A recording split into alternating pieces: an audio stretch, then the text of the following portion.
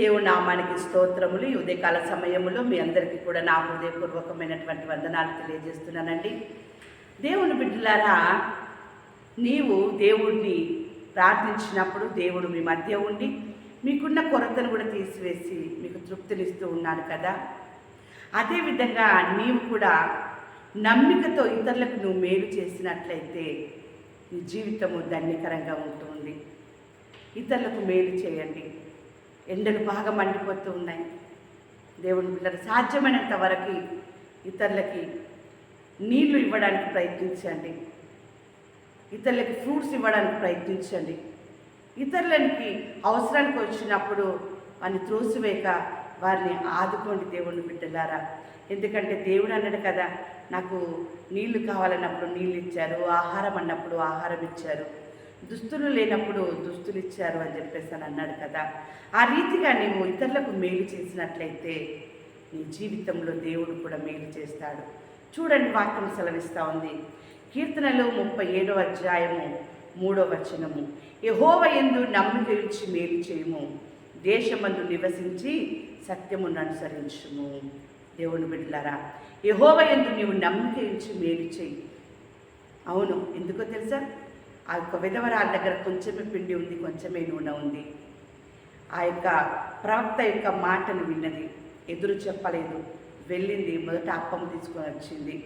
ఆమె యెహోవా యందు నమ్మిక ఉంచే మొట్టమొదటి అప్పము ఆ యొక్క ప్రవక్తకి తీసుకొచ్చి ఇవ్వడం వలన ఆమెకి ఎంత మేలు జరిగిందంటే ఆ కరువులో దేవుడు కాపాడి ఉన్నాడు. నీకున్న ఈ కొంచెములో నువ్వు ఇతరులకి మేలు చేసినట్లయితే దేవుడు నిన్ను ఎలాంటి అపాయం రాకుండా, కరువు రాకుండా నిన్ను నీ కుటుంబాన్ని కూడా కాపాడుతాడు. దేవుని బిడ్డలారా, చూడండి, వాక్యం సెలవిస్తాను. యోహాను సువార్త 17వ అధ్యాయము 17వ వచనం. సత్యమందు వారిని ప్రతిష్ఠ చేయము, నీ వాక్యమే సత్యము.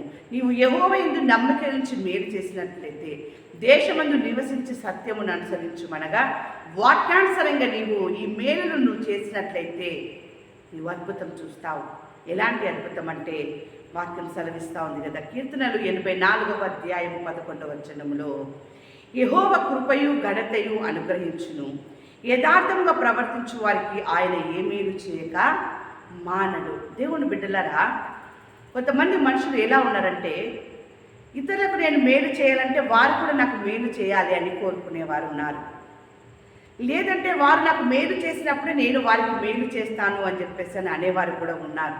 కానీ నీవు యెహోవా యందు నమ్మిక ఉంచి నువ్వు మేలు చేయి, నీ జీవితము గొప్పగా ఉండబోతుంది. దేవుని బిడ్డలారా, ఆయన ఏ మేలును చేయక కూడా మానడు. నువ్వు ఒక్క మేలు చెయ్యి, నీకు ఎన్ని మేలులు కావాలో అన్ని మేలులు నీకు చేస్తాడు. దేవుని బిడ్డలారా, చూడండి, అంతేకాకుండా వాక్యం సెలవిస్తూ ఉంది. కీర్తనలు 128వ అధ్యాయము 2వ వచనము.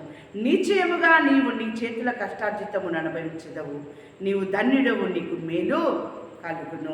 నీవు ఇతరులకి నీలో నీ కష్టార్జితంలో ఉన్న కొంచెము యెహోవా మీద నమ్మిక ఉంచి నువ్వు ఇతరులకు ఎప్పుడైతే మేలు చేస్తావో నిశ్చయంగా నీవు నీ చేతుల కష్టార్జితాన్ని అనుభవిస్తావు. దేవుని బిడ్డలారా, కష్టపడుతూ ఉన్నారు కానీ కష్టార్జితాన్ని అనుభవించని వారు ఎంతోమంది ఉన్నారు. ఆ కష్టార్జితాన్ని సుఖపడని వారు ఎంతోమంది ఉన్నారు. కానీ నీ దేవుడు నీతో మాట్లాడుతూ ఉన్నాడు. ఆయన ఎందుకు నమ్మిక ఉంచి నువ్వు మేలు చేయి. ఆకలి ఉన్న వారికి ఆహారం పెట్టు, వస్త్రం లేని వారికి వస్త్రం ఇవ్వు, నీళ్లు కావాల్సిన వారికి నీళ్ళు ఇవ్వు. దేవుని బిడ్డలారా, సాధ్యమైతే అందరికీ ఫ్రూట్స్ ఇవ్వడానికి కూడా నీవు సిద్ధపడు. నీలో ఉన్న కొంచాన్ని నువ్వు ఇతరులకు ఇచ్చి వాళ్ళు తృప్తిపరచినట్లయితే నీ దేవుడు నిన్ను ఆయన ఆశీర్వదిస్తాడు. నీవు నిశ్చయముగా నీవు నీ చేతుల కష్టార్జితము అనుభవిస్తావు, నీవు ధన్యుడవు, నీకు మేలు కలుగును. దేవుని బిడ్డలారా, నీకే కాదు నీ కుటుంబానికి కూడా మేలు కలగజేస్తాడు. నీవు ముందడుగు వేసావనుకో, ఎన్నో అడుగుల మేలును దేవుడు నీ జీవితంలో, నీ కుటుంబంలో ఆయన అనుగ్రహించి మిమ్మల్ని ఆశీర్వదించునుగాక. ఆమేన్.